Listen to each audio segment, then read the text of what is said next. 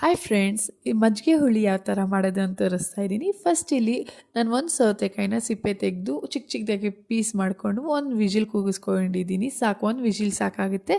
ಇದಕ್ಕೆ ಬೇಕಾಗಿರೋ ಖಾರ ಒಂದು ಅರ್ಧ ಕಪ್ಪಷ್ಟು ತೆಂಗಿನಕಾಯಿ ಮತ್ತು 5 ರಿಂದ 6 ಹಸಿಮೆಣ್ಸಿನ್ಕಾಯಿ, ಒಂದು ಅರ್ಧ ಇಂಚಷ್ಟು ಶುಂಠಿ ಮತ್ತು ಇಲ್ಲಿ ಕಡಲೆಬೇಳೆ ಅಕ್ಕಿ ಎರಡೂ ಅರ್ಧ ಗಂಟೆ ನೆನೆಸಿಟ್ಕೊಂಡಿದ್ದೀನಿ. ಒಂದೊಂದು ಹಿಡಿಯಷ್ಟು ಅದನ್ನು ಹಾಕ್ಕೊಂಡು ಪೇಸ್ಟ್ ಮಾಡಿಕೊಂಡ್ರೆ ಇಲ್ಲಿ ನಮಗೆ ಖಾರ ರೆಡಿ ಆಗೋಗುತ್ತೆ.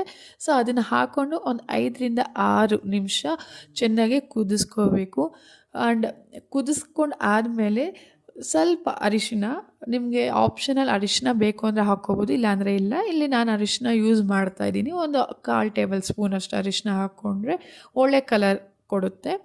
ಸೊ ಅರಿಶಿನ ಆದಮೇಲೆ ನಿಮಗೆ ಟೇಸ್ಟಿಗೆ ಉಪ್ಪು ಎಷ್ಟು ಬೇಕೋ ಅಷ್ಟು ಹಾಕ್ಕೋಬೋದು. ಅದು ಚೆನ್ನಾಗಿ ಕುದಿಸ್ಕೋಬೇಕು. ನಿಮಗೆ ತುಂಬ ಗಟ್ಟಿ ಅನಿಸಿದ್ರೆ ಅಲ್ಲಿ ಮಧ್ಯದಲ್ಲಿ ನೀವು ಸ್ವಲ್ಪ ನೀರು ಹಾಕೋ, ಯಾಕೆಂದರೆ ಅಕ್ಕಿ ಕಡಲೆಕಾಳು ಎರಡೂ ಹಾಕಿರ್ತೀವಲ್ಲ, ಸೊ ಥಿಕ್ನೆಸ್ ಕೊಡುತ್ತೆ. ಸೊ ಆವಾಗ ನಾವು ನೀರನ್ನ ಹಾಕ್ಕೊಂಡು ನೋಡಿಕೊಂಡು ನಾವು ಕುದಿಸ್ಕೋಬೋದು.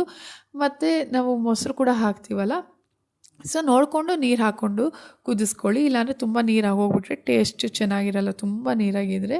ಸೊ ಫಸ್ಟ್ ಏನು ಮಾಡಬೇಕು, ಸ್ಟವ್ ಆಫ್ ಮಾಡಿಬಿಟ್ಟು ನಾವು ಮೊಸರನ್ನ ಹಾಕ್ಕೋಬೇಕಾಗುತ್ತೆ, ಇಲ್ಲಾಂದರೆ ಒಡೆದೋಗೋ ಚಾನ್ಸಸ್ ಇರುತ್ತೆ. ಸೊ ನಾನು ಇಲ್ಲಿ 2 ಸೌಟಷ್ಟು ಗಟ್ಟಿ ಮೊಸರನ್ನ ತುಂಬ ಗಟ್ಟಿ ಅಲ್ಲ, ಮೀಡಿಯಮ್ ಗಟ್ಟಿಯಾಗಿರೋ ಮೊಸರನ್ನ ಹಾಕ್ಕೊಂಡು 1-2 ನಿಮಿಷ ತಿರುಗಿಸ್ಬಿಟ್ಟು ಆಮೇಲೆ ಸ್ಟವ್ ಅಂಟಿಸಿ ಇನ್ನೊಂದು 2 ನಿಮಿಷ ನಾನು ಕುದಿಸ್ಕೊತೀನಿ ಅಷ್ಟೇ.